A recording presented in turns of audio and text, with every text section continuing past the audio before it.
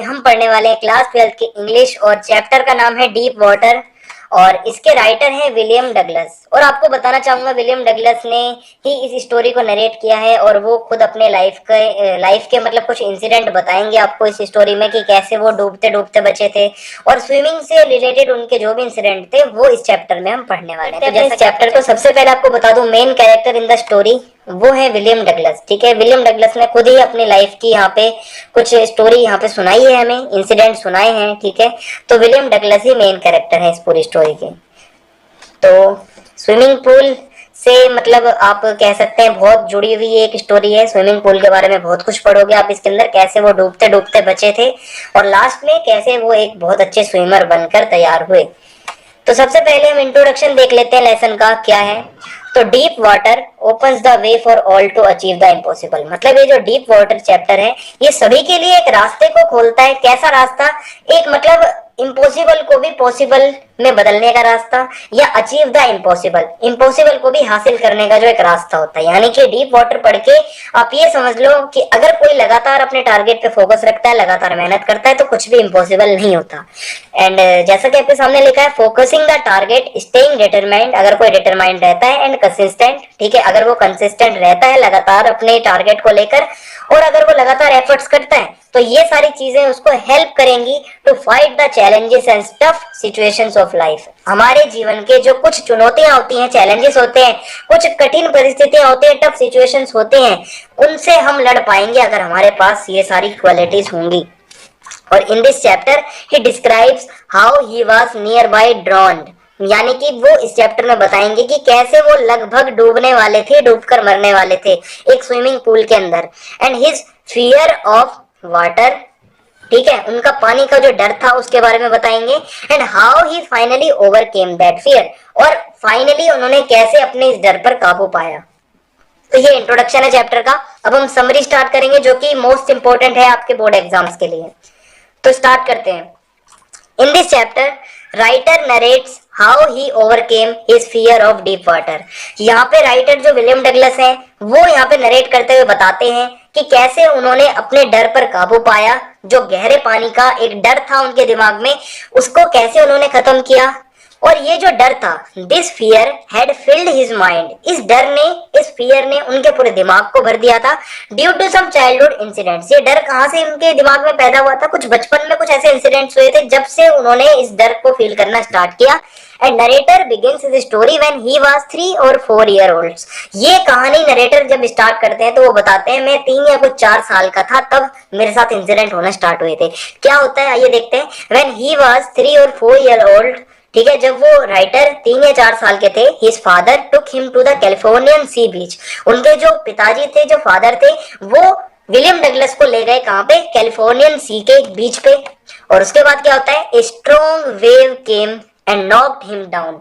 एक बहुत ही स्ट्रॉन्ग पानी की लहर आती है वहीं पे किनारे, समुद्र किनारे, ठीक है, बीच पे एक समुद्री किनारे एक बहुत ही ज्यादा स्ट्रॉन्ग वेव यानी कि लहर आती है और विलियम डगलस जो खड़े थे उसको टकराकर उनको नीचे गिरा देती है। ठीक है, और वो नीचे गिरते हैं जब, तो जो पानी होता है लहरों का उनके ऊपर आ जाता है। मतलब बहुत ज्यादा खतरनाक सा उनके लिए वो दृश्य था क्योंकि वो बहुत छोटे थे उस टाइम पे। ठीक है, तो उसके बाद क्या हुआ, जब उनके साथ ये इंसिडेंट हुआ तो he began to have a terror of deep water. उस दिन के बाद उनके दिमाग में डर बैठ गया, किसका? गहरे पानी का। क्योंकि उस दिन क्या हुआ था, वो लहरें, बहुत बड़ी बड़ी लहरें आके उनके से टकराई थी, उनको नीचे गिरा दिया था और ऊपर उनके सारी पानी की लहरें जो थी चल रही थी और वो मतलब नीचे डूबे पड़े थे। आगे बढ़ते हैं। After some year at the age of 10 और 11 year he had decided to learn swimming। कुछ साल बाद क्या हुआ, जब वो 10 या 11 साल के हुए तो उन्होंने डिसाइड किया कि वो स्विमिंग सीखेंगे। And he decided to learn swimming at YMCA pool. उन्होंने ये डिसाइड किया कि वो स्विमिंग सीखेंगे कहाँ से? YMCA पूल से। And pool was safe as it was 3 feet at shallow end. जो पूल था उन्होंने पूल पे ही स्विमिंग करने का इसलिए सोचा क्योंकि देखो स्विमिंग पूल स्विमिंग सीखने के लिए सबसे सेफेस्ट जगह होती है। आप अगर रिवर साइड जाके कहीं सीखोगे तो हो सकता है आप डूब जाओ क्योंकि वहां पे कोई ट्रेनर इंस्ट्रक्टर नहीं होता है। तो उन्होंने समझा कि पूल सेफ था क्योंकि एक तो पूल ज्यादा गहरा नहीं था, वो जो उसका शैलो एंड होता है, उथला हुआ जो पार्ट होता है जो ऊपर का, वो 3 फीट तक गहरा था, जबकि जो गहरा पार्ट होता है बीचों बीच जो होता है जो सबसे गहरा, वो 9 फीट तक था। तो पूल उनके लिए बहुत ज्यादा सेफ था। आगे देखते हैं क्या होता है। Narrator was alone at YMCA pool. एक दिन की बात है, वो बताते हैं कि वो जब YMCA पूल के अंदर बैठे थे तो वो अकेले बैठे हुए थे वहीं किनारे पे। And he doesn't want to go alone into the pool. वो अकेले उस पानी के पूल, स्विमिंग पूल के अंदर नहीं जाना चाहते थे अकेले। So he waited for others to come. वो दूसरों के आने का इंतजार कर रहे थे। A big boy suddenly came there. इसी बीच क्या होता है, एक बहुत हट्टा कट्टा बड़ा सा लड़का आता है और वहां पे पहुंचता है। And he picked the writer up. Writer को उठाता है विलियम डगलस को, and tossed him into the deeper side of the pool. और उनको, विलियम डगलस को उठा के उछाल देता है कहां पे, पानी के अंदर, वो भी गहरी साइड में। ठीक है, अब क्या होता है, यही सबसे खतरनाक सीन था उनकी जिंदगी का। He went to the bottom end. वो बीचों बीच उनको उछाल दिया था पानी के अंदर, और वो एकदम गहराई वाला जो एंड था, गहराई वाला जो छोर था, वहां पे वो जाने लगे धीरे धीरे नीचे। He used all his strength to spring upwards. उन्होंने पूरी अपनी ताकत, शक्ति, स्ट्रेंथ का इस्तेमाल किया ताकि वो उछलकर ऊपर आ सकें। ही केम अप स्लोली। धीरे धीरे वो ऊपर आने लगे। He could see nothing but water. सिर्फ और सिर्फ उनको सिर्फ पानी दिख रहा था और कुछ भी नहीं दिख रहा था पानी के अलावा, चारों तरफ पानी था। He lost his breath. वो अपनी सांसों को खोने लगे थे धीरे धीरे, पानी के अंदर ही थे। His lungs etched. ठीक है, यानी कि उनके जो फेफड़े थे उनमें अब दर्द होने लगा था। ही वॉज गेटिंग डिजी। धीरे धीरे चक्कर से आने लगे थे, बेहोशी सी, और मतलब ऐसी फीलिंग उनको होने लगी थी। He tried to cry but no sound came. वो चिल्लाना चाहते थे, रोना चाहते थे, तेज तेज चिल्लाना चाहते थे, पर कोई भी आवाज बाहर नहीं जा रही थी क्योंकि वो पानी के अंदर थे। He went down thrice। वो नीचे गए 3 बारी। And thrice he tried to came up. और 3 बारी ही उन्होंने ऊपर आने की कोशिश करी, but all his efforts fail. उनके जितने भी उन्होंने एफर्ट्स लगाए थे वो सारे फेल हो गए, कुछ भी वहां पे काम नहीं आ रहा था। उसके बाद क्या होता है, he was paralysed under water. वो लगभग, उनके हाथ पांव काम करना बंद हो गए थे, जैसे लकवा लग जाता है उस तरीके से हो गया था पानी के अंदर। He jumped with all his force. वो अपनी पूरी ताकत से कूदना चाह रहे थे, but his arms would not move. उनके जो पर जो बाजुएं थी वो हिल नहीं रही थी। ठीक है, और उसके बाद क्या होता है, when he woke up he was lying on his stomach and he was vomiting। उसको मतलब किसी ने निकाल दिया बाहर। और उसके बाद क्या होता है कि वो जब उसको होश आया विलियम डगलस को, तो वो उल्टे पड़े थे। उल्टे कैसे, अपने पेट के बल पड़े हुए थे। ठीक है, और वो उल्टियां कर रहे थे, वॉमिटिंग कर रहे थे। The boy who had thrown him. जिस लड़के ने, हट्टे कट्टे लड़के ने विलियम डगलस को पानी में फेंका था, उछाल दिया था, उस लड़के ने बोला, भाई मैं तो मजाक कर रहा था, I was only fooling you. ठीक है, मैं तो सिर्फ मतलब तुम्हें पागल बना रहा था, मेरा कोई ऐसा इरादा नहीं था। But the narrator had nearly died. लेकिन नरेटर की तो जान निकलने वाली थी, लगभग वो मर ही जाता। ठीक है, अगर कोई ना निकालता तो। आगे चलते हैं क्या होता है। Several hours later he walked back home। कुछ टाइम बाद, कुछ घंटे बाद वो वापस अपने घर की तरफ जाने लगे William Douglas. He was weak. वो बहुत ज्यादा कमजोर फील कर रहे थे। He could eat nothing that night. उस इंसिडेंट, जिस दिन वो इंसिडेंट हुआ था उनके साथ में डूबने वाला, उस रात उन्होंने कुछ खाया नहीं, कुछ खा नहीं सकते थे। 4 days a terrible fear filled his heart। कुछ दिनों तक क्या हुआ, वो जो एक भयंकर, भयानक, एक खतरनाक जो डर था उनके दिल पर छा गया था। पूरी तरीके से उनका दिल भरा हुआ था उस डर के कारण। He never went back on the pool. अब वो सोच रहे थे कि दोबारा, अब मैं, मतलब वो दोबारा कभी पूल पे नहीं गए। उन्होंने ऐसा सोच रहे थे वो कि मैं दोबारा पूल पे नहीं जाऊंगा। आगे देखते हैं क्या होता है। The fear stayed with him for years. यही डर उनके साथ कुछ सालों तक रहा।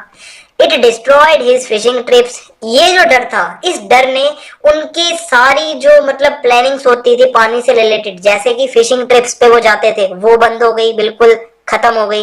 बोटिंग करने जाते थे वो खत्म हो गई पानी के डर के कारण। स्विमिंग जाते थे वो तो बिल्कुल ही खत्म हो गया। तो ये सारी चीजें डिस्ट्रॉय कर दी थी उस डर ने। फिर क्या होता है, then narrator got an instructor. कुछ समय बाद क्या होता है, नरेटर क्या है, एक उनको ट्रेनर मिल जाता है, इंस्ट्रक्टर मिल जाता है जो कि स्विमिंग सिखाते थे। तो उसके बाद क्या हुआ, वो नरेटर जो थे विलियम डगलस, वो अब प्रैक्टिस करने लगे स्विमिंग की। 5 days a week, हफ्ते में 5 दिन प्रैक्टिस करने लगे। The instructor put a belt around him. Instructor ने क्या करा, विलियम डगलस को स्विमिंग सिखाते टाइम एक बेल्ट उनके चारों तरफ बांध दी थी। वो इस तरीके से जो आप देख सकते हैं स्क्रीन पे, जब कोई नया नया सीखता है स्विमिंग तो उसको पहना दी जाती है, ऐसे टायर टाइप सी होती है, अगर आपने देखा होगा तो। आगे बढ़ते हैं। Now tension started to disappear slowly. अब धीरे धीरे जो उनकी टेंशन थी विलियम डगलस की, वो धीरे धीरे अब वो कम होने लगी थी और गायब होने लगी थी टेंशन। क्यों, क्योंकि अब वो बहुत हार्ड वर्क कर रहे थे, कंसिस्टेंटली कर रहे थे काम को, फोकस था उनका पूरा अपने टारगेट के ऊपर। आगे देखते हैं।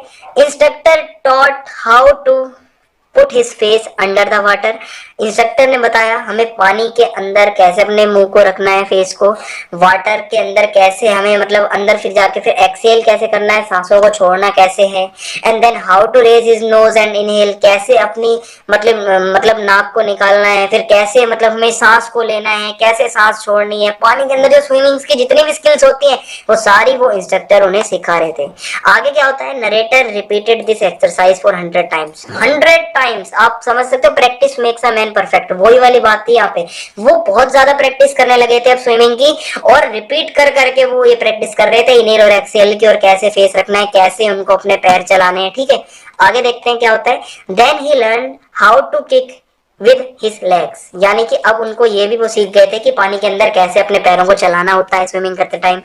अब क्या था कि the instructors job was finish, जो ट्रेनर की जो ट्रेनर का काम था वो उन्होंने कर दिया, मतलब स्विमिंग सिखा दी थी विलियम डगलस को।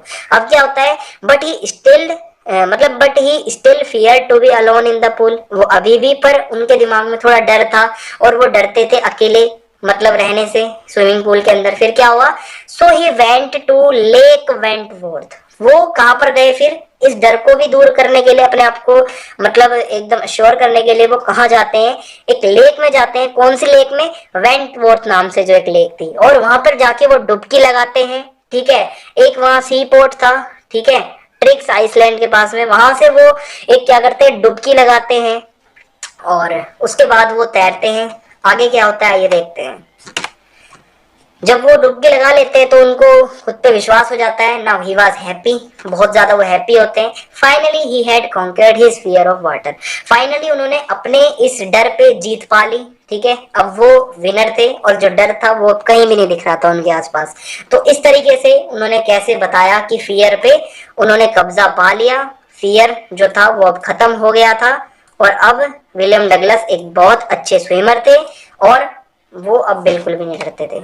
तो इस चैप्टर के कैरेक्टर स्केच में खैर इतना कुछ खास नहीं आता, मैं फिर भी जब अभी कुछ टाइम बाद आपको मैं कैरेक्टर स्केच की एक सीरीज निकालूंगा पूरी, उसके अंदर मैं ले लूंगा इनके कैरेक्टर को। अभी हम मेन वीडियो को जरूर लाइक करें, कमेंट बॉक्स में बताना है वीडियो कैसी लगी आपको, और बेल आइकन दबा दें ताकि आने वाले वीडियोस के अपडेट आपको मिलते रहे। चैनल को सब्सक्राइब करना ना भूलें। जय हिंद, जय भारत, धन्यवाद।